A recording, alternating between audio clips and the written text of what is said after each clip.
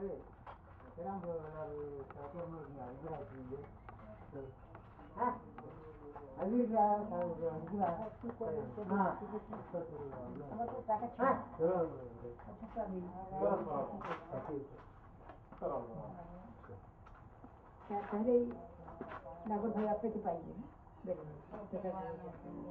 Introduction கொடுத்துருங்க வெப்சைட்டை பத்தி.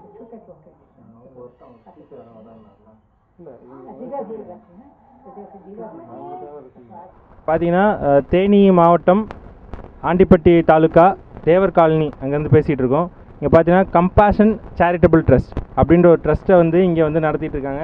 இது பெரும்பாலும் இங்கே இருக்கிற மாவட்டத்துக்கு மட்டும்தான் தெரிஞ்சுக்கிட்டு இருந்தது. பட் இங்கே பார்த்தீங்கன்னா இப்போ நடக்க போகிற இந்த நிகழ்வால் உலகம் ஃபுல்லாக தெரியறதுக்கு நாங்கள் பார்த்துக்கிட்டு இருக்கோம். ஒன்றும் இல்லை, இங்கே நடக்க போகிறது வந்து ஒரு சின்ன வெப்சைட் லான்ச்சு. அதுக்கு முன்னாடி பார்த்தீங்கன்னா இங்கே இந்த ட்ரஸ்ட்டை நடத்திட்டு இருக்க திரு பேச்சிராஜன் அவர்கிட்ட சில கேள்விகள் கேட்கலாம். வணக்கம் சார், உங்களை இன்ட்ரடியூஸ் பண்ணிக்கோங்க. என்னுடைய பெயர் பேச்சிராஜன். தேனி மாவட்டம் ஆண்டிப்பட்டியில் நாங்கள் இந்த காப்பகத்தை நடத்தி வந்துட்டுருக்கிறோம். சரி சார், இந்த காப்பகத்தை எத்தனை வருஷமாக நடத்திட்டு இருக்கீங்க சார்? 2010 ஒரு சில நபர்களாக நாங்கள் சேகரித்து நடத்த ஆரம்பித்தோம். இப்போ 37 பேர் எங்கள்கிட்ட இருக்கிறாங்க.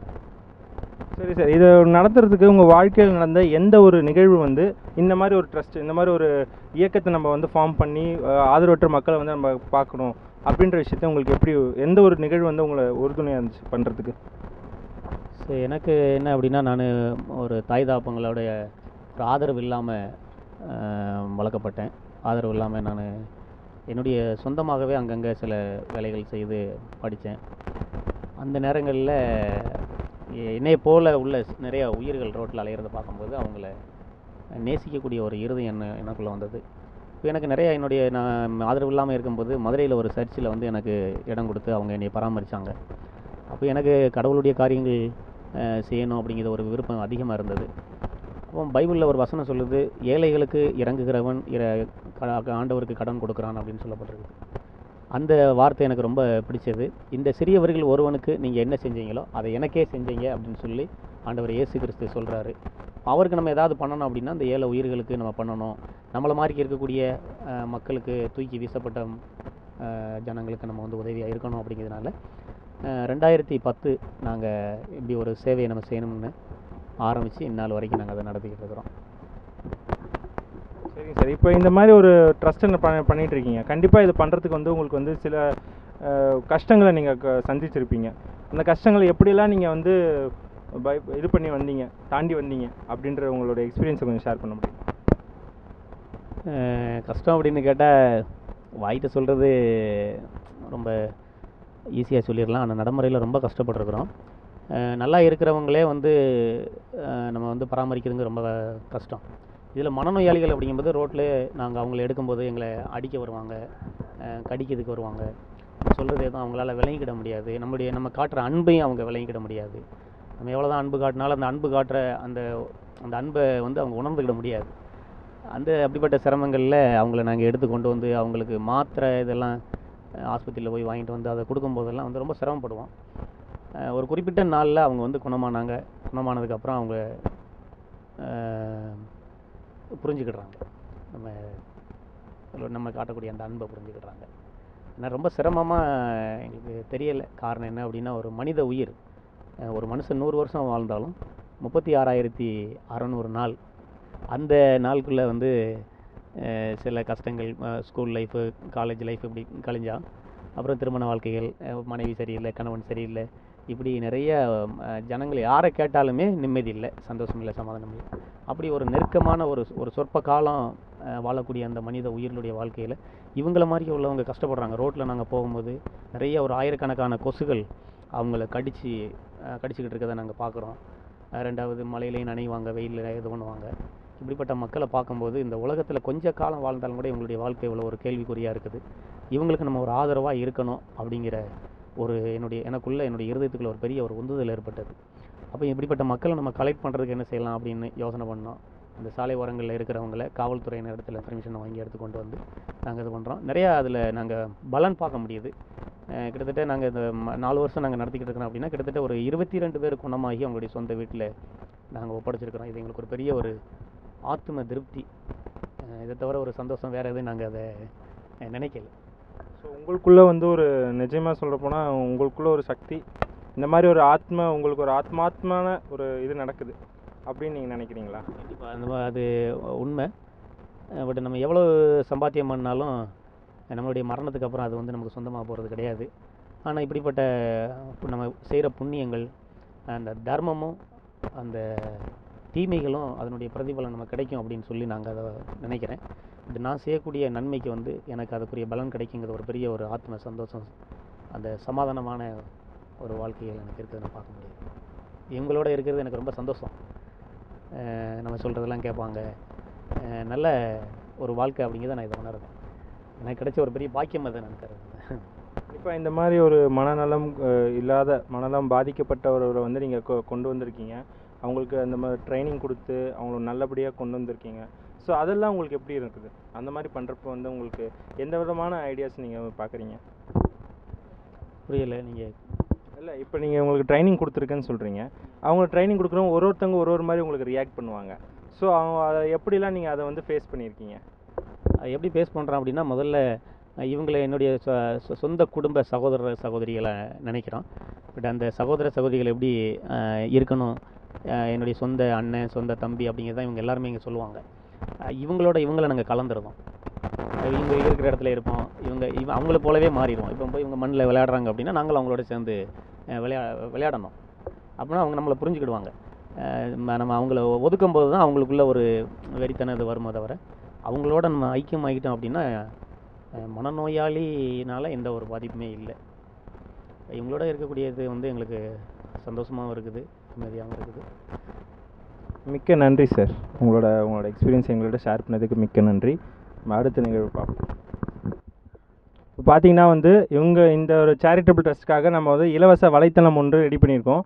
அது நம்மக்கிட்டே வந்து துவக்கி வைக்க வந்து இங்கே இந்த டிஸ்ட்ரிக்டில் இருக்கிற ஸ்கூல் பிரின்சிபல் 2 பேர் வந்திருக்காங்க. அவங்க பேர் பார்த்தீங்கன்னா அருமை சிஸ்டர் அருமை செல்வி ஃப்ரம் அன்னை வேளாங்கண்ணி ஸ்கூல், வேளாங்கண்ணி மாதா. நீங்களே சொல்லிட்டு இருக்கு மேம்.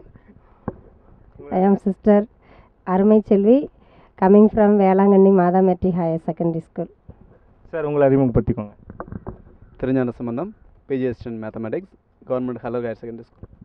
மேம் உங்கள் இருவரையும் வந்து இந்த வலைத்தளத்தை துவக்கி வைக்குமாறு கேட்டுக்கிறோம் மேம்.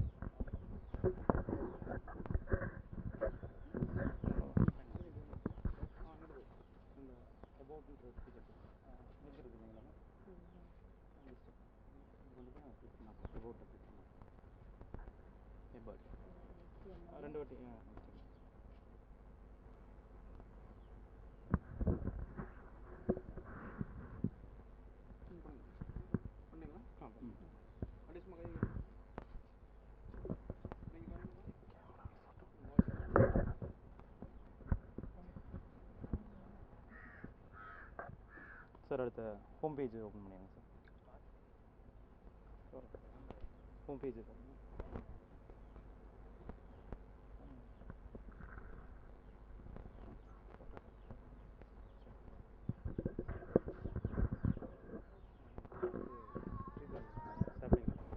இந்த நிகழ்வுக்கு ஒரு அடையாளமாக ஒரு மரக்கன்று நடுறது நிகழ்வு இருக்குது, அதை பார்க்கலாம்.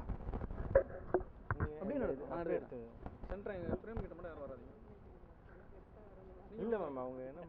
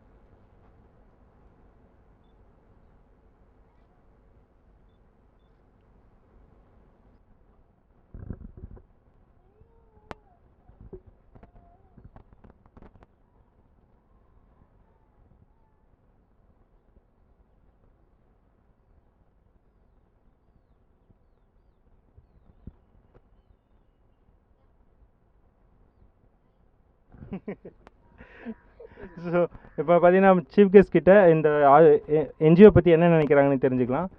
மேம் வணக்கம் மேம். இந்த மாதிரி ஒரு ஆர்கனைசேஷன் நடக்கிறதுன்ற உங்களுக்கு முன்னாடி தெரியுமா? நான் இது எனக்கு 5வது வருஷம் இந்த ஊருக்கு வந்து. பட் இந்த இடத்துக்கு நாங்கள் வார வாரம் போவோம், மணிக்காரம்பட்டிக்கு போவோம். ஆனால் இது மாதிரி ஒரு இன்ஸ்டியூஷன் இருக்குது அப்படிங்கிறது எனக்கு தெரியவே தெரியாது. இன்றைக்கி தான் முதலாக தெரியும். உண்மையிலே இது மாதிரி ரீஹாபிலிட்டேஷன் சென்டர் நான் நிறைய பார்த்துருக்குறேன். பட் ஒரு லே பீப்புள் வந்து இதை வச்சு இவ்வளோ டெடிக்கேஷனோடு நடத்துறது உண்மையிலே எனக்கு ரொம்ப சந்தோஷமாக இருக்குது. அவங்கக்கிட்ட நான் வந்தவொடனே கேட்டேன், நீங்கள் எப்படி ட்ரீட்மெண்ட் கொடுக்குறீங்க அப்படின்னு சொல்லி. ஒரு கவர்மெண்ட் ஹாஸ்பிட்டல்லேருந்து மெடிசின் வாங்கி அவங்களுக்கு ட்ரீட் பண்ணி எல்லாத்துக்கும் மேலாக கடல் குணப்படுத்துகிறாரு அப்படிங்கிற அந்த ஒரு நம்பிக்கை வந்து எனக்கு உண்மையிலே ரொம்ப சந்தோஷப்பட வச்சுது. கடவுள் மேலே எந்த அளவுக்கு அவங்க நம்பிக்கை வச்சு இந்த இதை ஸ்டார்ட் பண்ணியிருக்காங்க அப்படின்னு சொல்லி நினைக்கும்போது உண்மையிலே எனக்கு ரொம்ப சந்தோஷமாக இருக்குது. இதை செய்கிறதுக்கு அவங்க எவ்வளோ தியாகம் பண்ணணும் அப்படிங்கிறது எனக்கு உண்மையிலே ரொம்ப நல்லா தெரியும். ஏன்னா என்னுடைய அண்ணன் வந்து இந்த ரீஹாபிலிட்டேஷன் சென்டரில் ப்ரொவின்ஷியலாக இருக்கிறாங்க, 4 கண்ட்ரிக்கு ப்ரொவின்ஷியலாக இருக்கிறாங்க. அதனால் எனக்கு தெரியும் இந்த மக்களுக்கு எவ்வளோ கஷ்டப்பட்டு அவங்க வந்து ட்ரீட்மெண்ட். மேம் இங்கே பார்த்தீங்கன்னா இப்போ இங்கே அக்னி ஃபவுண்டேஷன் சார்பாக இவங்களுக்கு ஒரு இலவச வலைத்தளம் ஒன்று உருவாக்கி கொடுத்துருக்கோம். ஸோ இந்த மாதிரி இவங்களுக்கு ஒரு அடையாளம் தரதை பற்றி நீங்கள் என்ன நினைக்கிறீங்க? இது உண்மையிலே ரொம்ப மகிழ்ச்சி தரக்கூடிய ஒரு விஷயமா இருக்குது. ஏன்னா இந்த மாதிரி மக்களில் வந்து பீப்புள் வந்து ரெகக்னைஸ் பண்ணுறதே வந்து பெரிய விஷயம். அவங்களுக்கு இது மாதிரி ஒரு ப்ரோக்ராம் வச்சு இது மாதிரி மக்கள், அதுவும் இவ்வளவு ஒரு இன்டீரியர் வில்லேஜில் ஒரு ஒரு நடுத்தர குடும்பத்திலேருந்து வந்த ஒரு ஆள் வந்து இவங்களுக்காக இவ்வளோ ஒரு தியாகம் செய்கிறது உண்மையிலே பெருமைப்படக்கூடிய ஒரு விஷயமா இருக்குது. அதை நீங்கள் முதல்ல வந்து இப்போ நாங்கள் இத்தனை வருஷம் இங்கே இருந்தால் கூட எங்களுக்கு தெரியாத ஒரு இடத்துல இவ்வளவு இன்ட்ரெஸ்ட் எடுத்து இந்த வலைதளத்தை நீங்கள் ஆரம்பித்து அவங்கள அறிமுகப்படுத்துறதுக்கு, அவங்களும் இந்த சமுதாயத்தில் வந்து ஒரு மனிதர்கள் என்பதை நீங்கள் அடையாளம் கண்டு கொள்றதை வச்சு நான் உண்மையிலே ரொம்ப சந்தோஷப்படுறேன். உங்களுடைய நிறுவனத்துக்காக என்னுடைய முழு முதல் பாராட்டுகளையும் வாழ்த்துக்களையும் நன்றிகளையும் தெரிவிச்சுக்கிறேன். மிக்க நன்றி மேம். நன்றி. இந்த கம்பேஷன் சேரிட்டபிள் ட்ரஸ்ட்டுக்கு நம்ம வெப்சைட் லான்ச் பண்ண வந்த இன்னொரு சீஃப் கெஸ்ட் கிட்ட பேசலாம் சார். உங்களை அறிமுகப்படுத்துங்க sir. Thirugnana Sambandam, PG assistant mathematics, government colour higher secondary school. Okay sir, உங்களுக்கு இந்த ஆர்கனைசேஷன், இந்த மாதிரி ஒரு ஆர்கனைசேஷன் இங்கே ரன் ஆயிருக்குன்னு ஏற்கனவே தெரியுங்களா? நிச்சயமாக தெரியாது. நான் ஆக்சுவலாக இந்த ஏரியாவுக்கு வந்து 2 வருஷம் ஆகுது. 2 வருஷத்தில் இந்த பகுதியில் இப்படி ஒரு ஆர்கனைசேஷன் இருக்குங்கிறது இதுவரை எனக்கு தெரியாது. இன்றைக்கி தான் நான் முதலாக தெரிஞ்சுக்கிறேன். ரொம்ப நன்றி சார். எங்கள் இந்த என்ஜிஓ நாங்கள் அக்னி ஃபவுண்டேஷன் வந்து இந்த மாதிரி ஒரு ஈவெண்ட் கண்டக்ட் பண்ணுறோம், இந்த மாதிரி வெப்சைட்டை லான்ச் பண்ணுறோம். இதை பற்றி உங்களுடைய அபிப்பிராயம் சொல்லுங்கள் சார். நிச்சயமாக இப்படி ஒரு பாதிக்கப்பட்டவங்களுக்கு ஒரு மறுவாழ்வு கொடுத்து செயல்பட்டு இருக்கிறத வந்து நீங்கள் ஒரு ஆர்கனைசேஷன் மூலமாக வெளி உலகத்துக்கு காமிக்கிறீங்க அப்படிங்கிறது ஒரு மிகப்பெரிய சந்தோஷப்படக்கூடிய ஒரு விஷயம். ஆனால் இந்த வெளி உலகத்துக்கு தெரியப்படுத்துறது மட்டும் இல்லாமல் இதன் மூலம் இவங்களுக்கான நிதி உதவி மற்ற தொண்டு நிறுவனங்கள் மூலமாகவோ இல்லை ஏதோ ஒரு வழியிலையோ அவங்களுக்கு இன்னும் சில உதவிகள் கிடைச்சா நடத்துகிறவங்களுக்கு இதை விட இன்னும் ஆர்வம் கிடைக்கும்னு நான் நம்புகிறேன். எங்கள் அக்னி ஃபவுண்டேஷன் வந்து கம்மிங் செப்டம்பர் அடுத்த வருடம் 2015 செப்டம்பர் மாதத்துக்குள்ளே இது ஒரு பெரிய ஹியூமன் செயினாக கண்டக்ட் பண்ணலான்னு இருக்கோம் சார். இதை நீங்கள் என்கரேஜ் பண்ணுறீங்களா இந்த மாதிரி ஒரு ஆக்டிவிட்டி? நிச்சயமாக இப்படி ஒரு நல்ல முயற்சி எடுத்திருக்கீங்க அப்படின்னா கண்டிப்பாக என்னோட பாராட்டுகள் மட்டும் இல்லை, இந்த மாதிரி பாதிக்கப்பட்ட மக்களோட அனைத்து விதமான பாராட்டுகளும் உங்கள் ஃபவுண்டேஷனுக்கு கண்டிப்பாக சேரும். சரி சார், இப்போ இந்த ஒரு ஆர்கனைசேஷன் இருக்குன்னு நாங்கள் உங்களுக்கு சொல்லிட்டோம் சார். இந்த மாதிரி நீங்கள் உங்கள் பள்ளியிலையும் போய் எல்லாத்தையும் இன்ஃபார்ம் பண்ண விருப்பப்படுவீங்களா? நிச்சயமாக. இப்போ இன்றைக்கி நம்ம பார்க்கக்கூடிய விஷயங்களை நாளைக்கு கண்டிப்பாக எங்களோட பள்ளியில் உள்ள மாணவர்கள்ட்ட போய் கண்டிப்பாக ஷேர் பண்ணிப்போம். அந்த மாதிரி ஷேர் பண்ணிக்கும் போது எதிர்காலத்தில் உள்ள அந்த மாணவர்கள் கண்டிப்பாக இது மாதிரி தொண்டு நிறுவனங்களுக்கு உதவி பண்ணணும் அப்படிங்கிற எண்ணம் அவங்க மனசில் வரணும் அப்படின்னு நான் நிச்சயமாக எதிர்பார்க்குறேன். ரொம்ப நன்றி சார். Thank you very much.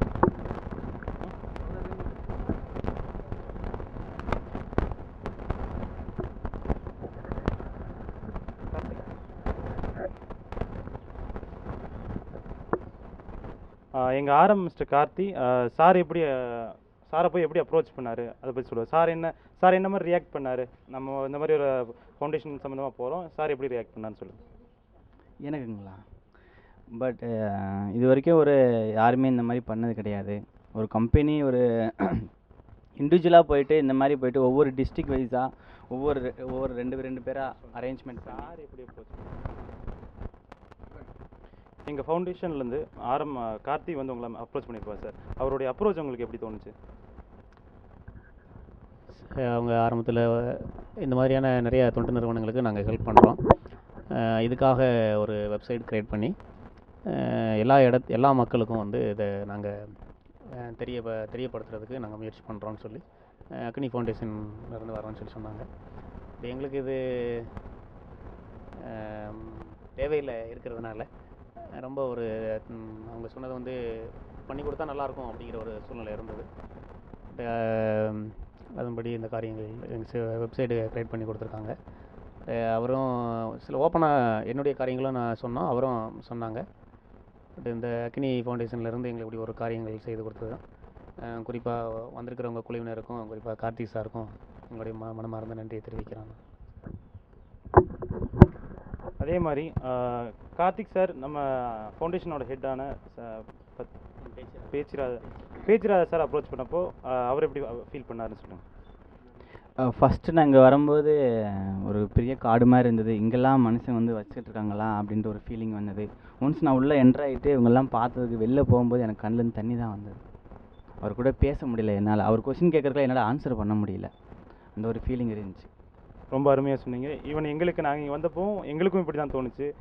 இதுக்குள்ளெல்லாம் ஒரு ஆர்கனைசேஷன் இருக்கா அப்படின்னு தோணுச்சு. வந்து பார்த்ததுக்கப்புறம் சார் இத்தனை 34 பேரை வச்சு மெயின்டைன் பண்ணிகிட்டு இருக்காரு. ரொம்ப அருமையான ஒர்க் பண்ணிகிட்டு இருக்காரு சார். வாழ்த்துக்கள் sir.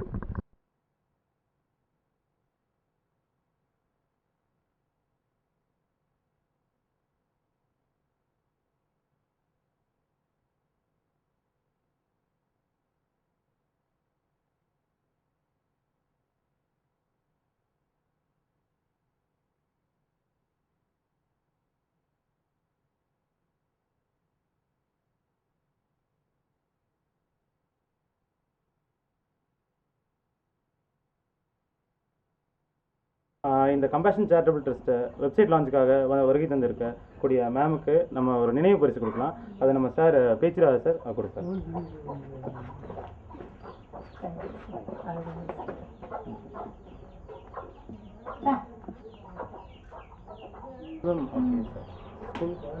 Government Kallar high school. இந்த ஆர்கனைசேஷனுக்கு வருகை தந்திருக்கக்கூடிய சொல்லுங்கள், வெப்சைட் லான்ச்சுக்கு வந்து வருகை சாருக்கு நினைவு பரிசு கொடுக்கலாம். இந்த சேரிட்டபிள் ட்ரஸ்ட்டுக்கு கெஸ்ட்டாக வருகை தந்திருக்கோம் கவர்மெண்ட் கல்லர் ஹையர் செகண்டரி ஸ்கூலில் இருக்கிற PG assistant sir Thirugnana Sambandha சாருக்காக just ஒரு மொமெண்ட்டை வந்து கொடுக்குறோம் அன்பு பரிசாக.